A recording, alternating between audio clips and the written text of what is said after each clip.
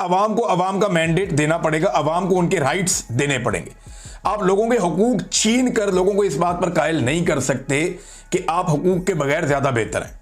ये आप नहीं कर पाएंगे और ये हो ही नहीं सकता, पूरी दुनिया में नहीं हो सकता, तो पाकिस्तान में कैसे हो जाएगा। अब गंडापुर साहब आने वाले एहतजाज के हवाले से एक बड़ी जज्बाती तकरीर पहले ही कर चुके हैं, जिसके बाद आतिशबाजी भी की गई थी। तो उन्होंने कहा था गंडापुर साहब ने कि एक के बजाय 2 गोलियां मारेंगे, इसकी जरूरत नहीं है। उन्होंने कहा था कि अडियाला जेल जाएंगे, इसकी भी जरूरत नहीं है, क्योंकि ये एहतजाज इमरान खान साहब ने डिफरेंट तरीके से मुबैना तौर पे अब तक जो चीज़ें बाहर आई डिज़ाइन किया है, और वो ये है कि पूरा मुल्क बंद करना। तो खैबर पख्तूनख्वा की गवर्नमेंट और खैबर पख्तूनख्वा के जो पाकिस्तान तहरीक इंसाफ के लोग हैं वो क्या कर सकते हैं, पंजाब में क्या हो सकता है, सिंध में और बलूचिस्तान में क्या हो सकता है, इसके ऊपर हम आने वाले वीलॉग्स में बात करेंगे। लेकिन फस्तायत रुक नहीं रही। चौधरी इम्तियाज साहब हैं MNA, इनको पहले आपको पता होगा जबरी तौर पे लापता भी किया गया, गिरफ्तार भी किया गया, इनके ऊपर मुकदमात भी बनाए गए, इनके घरों पर छापे भी मारे गए, इनकी फसलें भी जलाई गई, इनके जानवरों का भी नुकसान किया गया, तो इनकी जो फार्म है उनका बहुत नुकसान किया गया, बहुत ज़्यादा। इस खानदान की मुसीबतें कम ही नहीं हो रही, इनकी खवातीन के ऊपर भी टॉर्चर किया गया।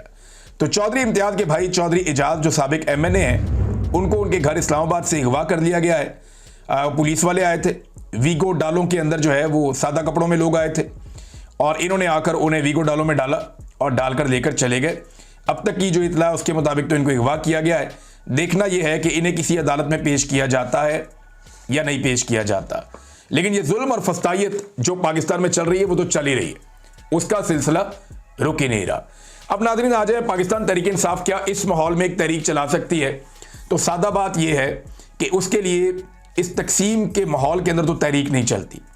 तहरीक चलाने के लिए लोगों को इकट्ठा होना पड़ेगा, मुशावरत करनी पड़ेगी, अपने अपने हलकों में मोमेंटम बनाना पड़ेगा, गली मोहल्लों में जाकर काम करना पड़ेगा, शहरों में जाकर कस्बों में जाकर काम करना पड़ेगा, और फिर एक पूरी सोशल मीडिया के ऊपर कंपेन तैयार करके उसको चलाना होगा। बजाय इसके कि तहरीक इंसाफ के लोग सोशल मीडिया को गालियां दें, वो सोशल मीडिया को अपनी ताकत बनाएं, जैसे कि इमरान खान साहब ने सोशल मीडिया को अपनी ताकत बनाया। वो हमेशा सोशल मीडिया को खराज तहसीन पेश करते हैं और उल्टा जो है पार्टी के लोग सोशल मीडिया के ऊपर चढ़ाई कर देते हैं। अगर इस बजट को इस भोंडे अंदाज में पास ना करवाया जाता तो सोशल मीडिया इस सारी चीज को किसी और तरह देख रहा होता, लेकिन क्योंकि एक भोंडे अंदाज में एक अजीबोगरीब तरीके से ये बजट पास करवाया गया, तो लगता है कि डेलिब्रेट एफर्ट थी कि एक तकसीम पैदा हो जाए।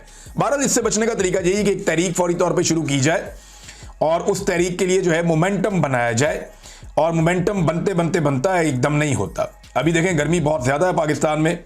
अब अगर जून के महीने के एंड में कोई तहरीक शुरू भी की जाएगी, मुहर्रमुल हराम शुरू हो गया है और आगे सफ़र का महीना है और ये इंतहाई गर्म महीने हैं, तो अगस्त तक तो कोई तहरीक चल नहीं सकती। जुलाई का महीना पूरा गुजारना पड़ेगा, और यही जून का महीना और जुलाई का महीना इसमें एक मोमेंटम बन सकता है, और अगस्त के मिड के बाद जो तहरीक है वो अमली शक्ल इख्तियार कर सकती है, और फिर पाकिस्तान तहरीक इंसाफ एक बड़ी तहरीक चला भी सकती है।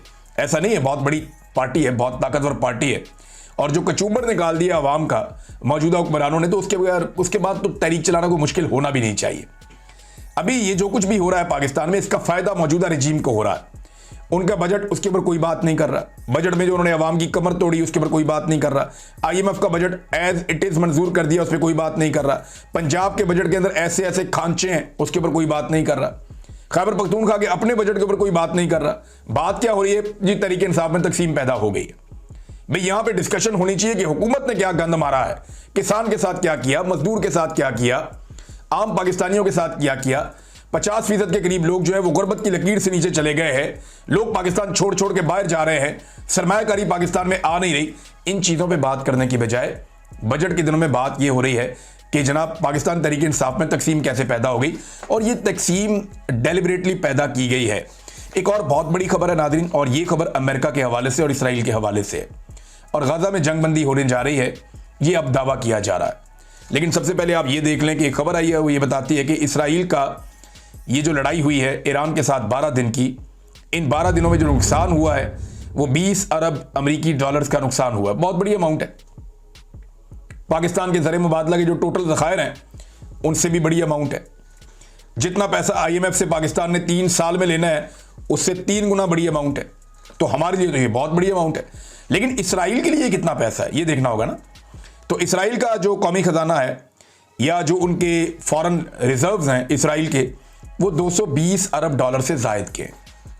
तो उनको ये 20 अरब डॉलर इतना नहीं दुखता जितना पाकिस्तान को दुख सकता है। या ईरान की जो हालत है वो इसराइल जैसी तो अच्छी नहीं है मईशत में, तो ईरान के लिए माशी दबाव ज़्यादा हो सकता है। इसराइल का 20 अरब डॉलर का नुकसान हुआ, लेकिन जो इसराइल का एक्चुअल नुकसान ईरान ने किया ना, उन्होंने इसराइल की जो है मिथ तोड़ के रख दी कि ये नाकाबिले तस्खीर है, इनके ऊपर कोई अटैक नहीं कर सकता, इनको मारो तो इनको चोट नहीं लगती। तो ईरान ने ये जो नुकसान कर दिया, ये तो सैकड़ों अरब डॉलर से ज़्यादा बड़ा नुकसान है जो ईरान ने इसराइल का कर दिया। और बाकी रही सही कसर डोनाल्ड ट्रंप ने निकाल दी, जिसमें उन्होंने कहा जी इसराइल को बहुत मार पड़ी है और मैंने इसराइल को बचाया ईरान से। ये उन्होंने अपना एक क्रेडिट भी ले लिया और इसराइल की ऐसी तैसी भी फेर दी कि जनाब आपको तो बहुत मार पड़ी है। अब जो चीज़ें तय हुई हैं वो मैं आपके सामने रख देता हूँ। अमेरिका और इसराइल ने गजा में जंगबंदी के हवाले से एक फैसला किया है और इस हवाले से इंटरनेशनल मीडिया में खबरें आ रही हैं। उम्मीद की जा रही है कि 2 हफ्तों में गजा में जंगबंदी हो जाएगी। जंगबंदी की शराइत क्या है और किन शराइत के ऊपर ये जंगबंदी होगी, ये चीज़ें मैं आपके सामने रख देता हूँ। ये 2 हफ्ते के अंदर जंगबंदी होगी और 4 अरब ममालिक हैं जो गजा का कंट्रोल संभाल लेंगे, वहाँ की हुकूमत संभालेंगे, उनका इंतज़ाम संभालेंगे, जिनमें 2 मुल्कों के नाम आ गए हैं। एक मिस्र है और दूसरा UAE है। ये 2 ममालिक के नाम आ गए। 2 ममालिक के मजीद नाम आ जाएंगे जो गजा का इंतज़ाम संभालेंगे। हो सकता है एक मुल्क सऊदी अरब हो या एक मुल्क जो है वो उर्दन हो सकता है।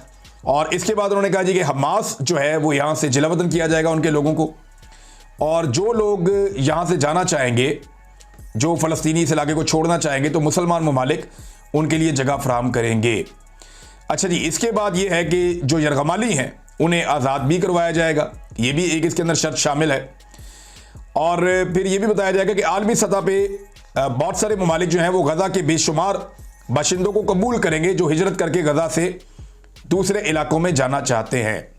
अच्छा जी, एक आपको मैं याद दिला दूं कि अब्राहम अकॉर्ड हुआ था। अब्राहम अकॉर्ड ये 2020 में हुआ था और इसके मुताबिक 2 मुल्कों ने तस्लीम कर लिया था इसराइल को, और 2 मुल्क मजीद थे जिनके बारे में कहा जा रहा था कि ये तस्लीम करेंगे। और ये 4 मुल्क इसके अंदर शुरू में शामिल थे, United states of America, Israel और UAE और बहरीन। UAE ने और बहरीन ने 2020 में इसराइल को तस्लीम किया था। इसको अब्राहम अकॉर्ड का नाम दिया गया था। जबकि अगले मरले में मराकश ने और सूडान ने तस्लीम करना था इसराइल को। अब वो ये कह रहे हैं कि मजीद अरब ममालिक इसराइल को तस्लीम करेंगे, और इसके अंदर एक बड़ा अजीबोगरीब दावा है। और वो दावा ये कहता है खबरों के मुताबिक कि अब्राहम का जो मुआहिदा है उसकी तौसीक की जाएगी।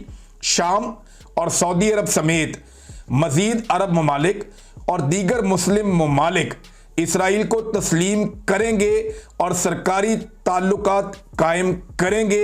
इसके ऊपर उन्हें मजबूर किया जाएगा। ये जनाब एक बहुत बड़ी खबर, दावा जो है अखबार का ये है, और ये इसराइल ह्यूम अखबार जो है उसके अंदर ये छपा है और दीगर कई जगहों पे ये खबर आई है। दावा इसमें किया जा रहा है कि जनाब ये ममालिक इसराइल को तस्लीम कर लेंगे, लेकिन इन ममालिक की तरफ से ऐसी कोई बात नहीं की गई, ना सऊदी अरब की जानिब से की गई, ना ही कोई बात शाम की जानिब से की गई, ना कोई दीगर मुसलमान मुल्कों की जानिब से की गई। लेकिन ये एक इसराइली अखबार का दावा है। आने वाले दिनों में देख लेते हैं कि जनाब ये दावा सच साबित होता है या नहीं होता।